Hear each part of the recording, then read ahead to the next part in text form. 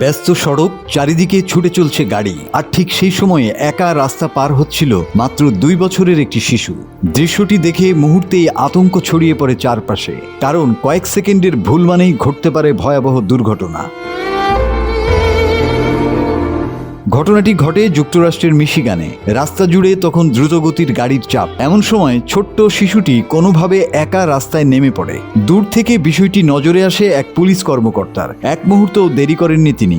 নিজের জীবনের ঝুঁকি নিয়েই দৌড়ে যান শিশুটির দিকে। ঠিক তখনই দ্রুত গতিতে এগিয়ে আসছিল একটি বড় ডাম্প ট্রাক। আর মাত্র কয়েক সেকেন্ড দেরি হলেই হয়তো ভয়ঙ্কর কিছু ঘটে যেত।